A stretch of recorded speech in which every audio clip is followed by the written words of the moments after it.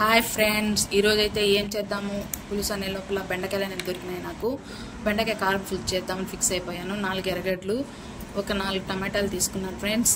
తీసుకొని బాగా మాగిన టమాటాలు, ఒక తెల్లగడ్డ అయితే తీసుకున్నాను. ఇక బెండకాయలు కొంచెం పెద్ద సైజులో అనేది తరుక్కున్నాను ఫ్రెండ్స్, ఎందుకంటే కారం పులుసుకి కదా.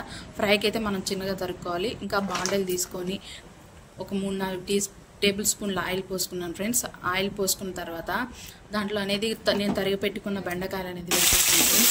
వేసి కొంచెం వేగిన తర్వాత కొంచెం అయితే పర్వాలేదు, కొంచెం వేగిన తర్వాత దాంట్లో ఉప్పు సిమ్లో పెట్టుకోండి. స్టవ్ అనేది సిమ్లో పెట్టుకుంటే ఏమవుతుంది ఫ్రెండ్స్, లేకపోతే మాడిపోతుంది. కొంచెం ఉప్పు వేసుకున్నాను, కొంచెం పసుపు, అదేవిధంగా పసుపు వేసుకున్నాను. పసుపు వేసుకొని దానికి పట్టనిచ్చే విధంగా బాగా మనం కలబెట్టుకోవాలి ఫ్రెండ్స్. బాగా కొంచెం అటు ఇటు తిప్పి బాగా కలబెట్టుకోవాలి, ఎందుకంటే బెండకాయ కంటే మనకు పట్టేలాగా ఉండాలి.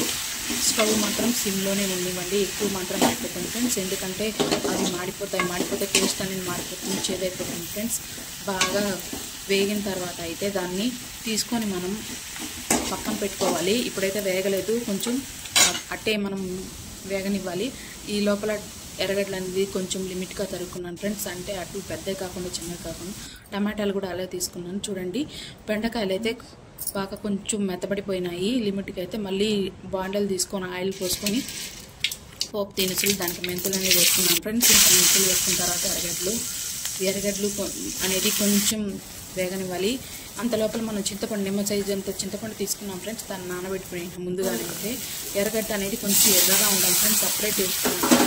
ఆ తర్వాత టమాటా వేసాను, కొంచెం వేగిన తర్వాత బెండకాయ వేసేసాను ఫ్రెండ్స్.